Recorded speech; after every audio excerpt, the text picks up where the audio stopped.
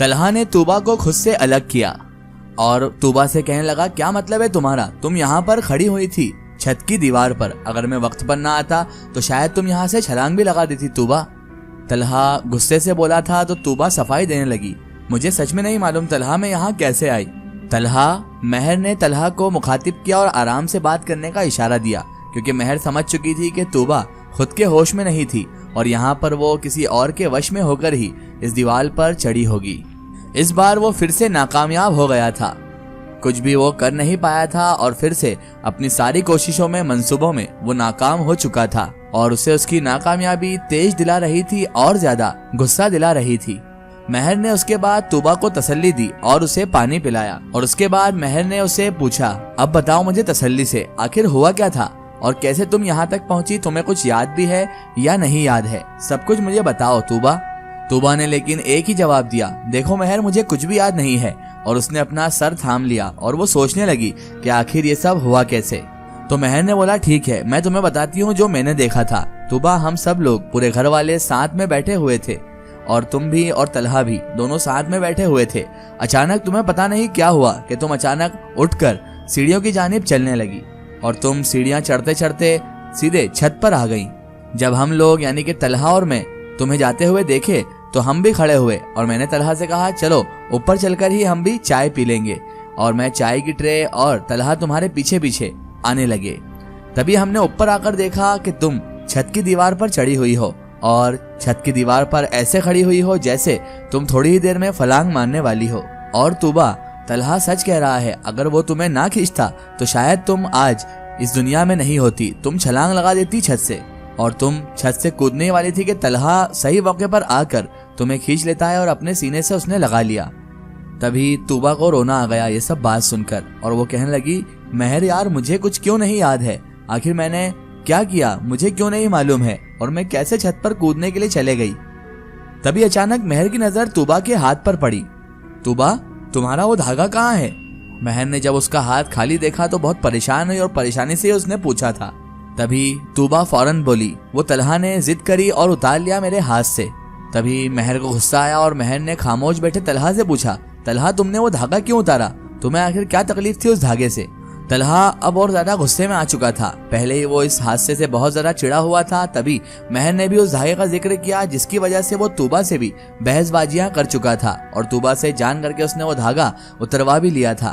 तलहा अब गुस्से में आ गया और तेज में आकर कहने लगा, महर बहुत सुन लिया उस धागे के बारे में, आखिर क्या है उस धागे में ऐसा जो तुम और ये तूबा दोनों उस धागे के पीछे पड़ी रहती हो? आखिर तुम्हें ऐसा क्या मालूम है उस धागे के बारे में?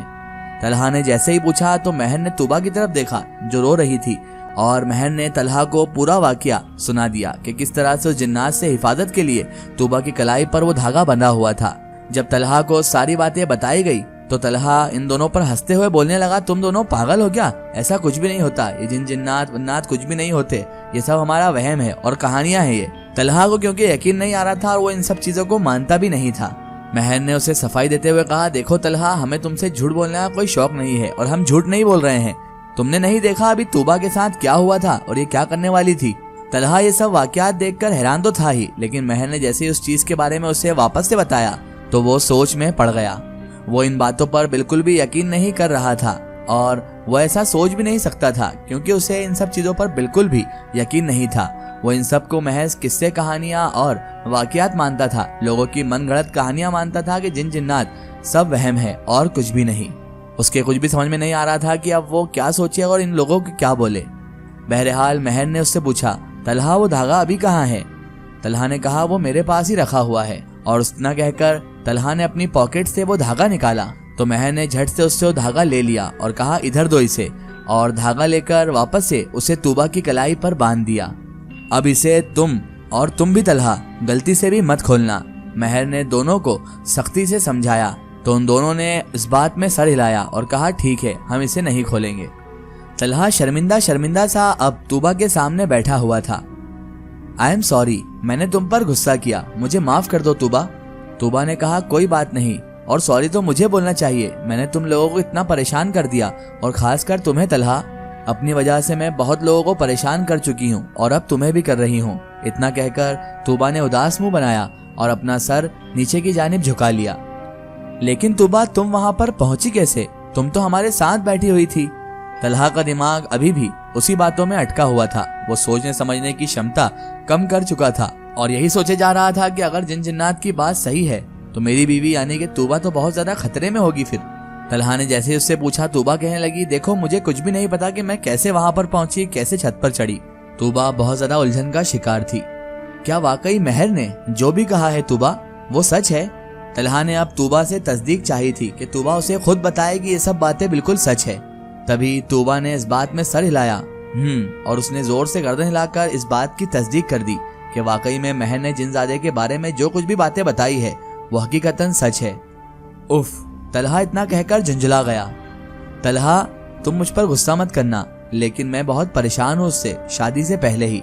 वो मुझे कहता है कि मैं तुम्हें अपने साथ ले जाऊंगा अपनी दुनिया में, तुम्हारी दुनिया में कोई जगह नहीं है। तूबा रोते रोते अपने शौहर तलहा से सब बातें कहे जा रही थी।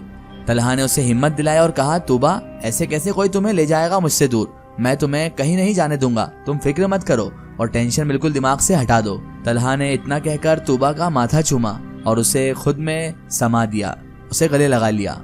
तलहा का इन सब बातों पर यकीन करना मुश्किल था क्योंकि उसे शुरू से ही इन सब बातों में कोई दिलचस्पी या कोई भी यकीन नहीं था। लेकिन ख्याल इस वक्त तूबा का था, बात इस वक्त तूबा की थी क्योंकि वो जिनजादा किसी और पर नहीं, तलहा की जिंदगी, तलहा की बीवी तूबा पर आशिक था। और तलहा इन सब को मजाक या पागलपन कहकर नहीं टाल सकता था क्योंकि तूबा के पास एक गवाह भी था और वो थी मेहर, जिसने ये सब कुछ उसके सामने आज बयान किया था। और वो किसी बात को टाल इसलिए भी नहीं रहा था क्योंकि तलहा को भी अब कहीं ना कहीं किसी न किसी बात पर और इन बातों पर अब थोड़ा बहुत यकीन हो रहा था।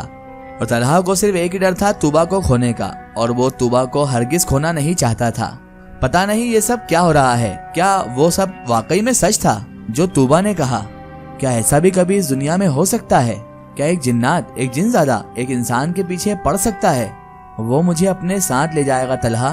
तलहा की आंखों में तूबा का वो रोता हुआ चेहरा घूम रहा था और उसकी वो मायूसी भरी आवाज भी। तलहा ने गहरी सांस ली और खुद से कहने लगा, मुझे यकीन करना चाहिए तूबा का, आखिर वो मेरी बीवी है, मुझसे झूठ क्यों कहेगी? और वैसे भी तूबा झूठ नहीं बोलती, जो होता है मुंह पर बोल देती है, और वो मुझसे इतनी बड़ी बात कभी झूठ बोलेगी भी नहीं। ऐसा ना हो कि मैं इन सब बातों पर यकीन ना करूं और तूबा बेचारी अकेली पड़ जाए और वो जिनजादा वाकई में कहीं उसे। नहीं, ऐसा हरगिज नहीं हो सकता, मैं ऐसा हरगिज नहीं होने दूंगा। मेरी तूबा को मुझसे खुदा के अलावा आप कोई भी नहीं छीन सकता है। मैं उसे हरगिज नहीं ले जाने दूंगा, ना ही तूबा को उसके साथ जाने दूंगा। तलहा बेचारा ड्राइव करते करते उन्हीं बातों में उलझा हुआ था और तूबा और उस जिनजादे के बारे में ही सोचे जा रहा था कि तभी अचानक से तलहा की कार के सामने कोई आकर खड़ा हो गया। तलहा ने ब्रेक लगाई। बेटा मुझे जरा आगे तक छोड़ दो, एक बूढ़े से आदमी ने कार की विंडो के पास आते हुए तलहा से कहा। तलहा ने उन्हें देखा, वो वाकई एक ज़ईफ आदमी थे और उनका चेहरा एक कपड़े से ढका हुआ था। जी जरूर, मैं आपको छोड़ देता हूँ, तलहा ने कुछ सोचते हुए उन्हें जवाब दे दिया और कार का दरवाजा भी उसने खोल दिया और वो आदमी कार में आकर बैठ गया। आखिर कौन है ये आदमी और तलहा की गाड़ी के सामने आने की इसकी क्या वजह थी, ये सब जानेंगे हम इस वीडियो के अगले पार्ट में। दोस्तों, अगर आप भी अपनी जिंदगी की कोई सच्ची कहानी या सच्ची घटना हमारे चैनल से शेयर करवाना चाहते हैं और आप चाहते हैं कि आपकी स्टोरी भी माय स्टोरी बुक चैनल से शेयर हो, तो आप हमें हमारे फेसबुक पेज पर कांटेक्ट कर सकते हैं और अपनी स्टोरी वहां पर हमें बता सकते हैं।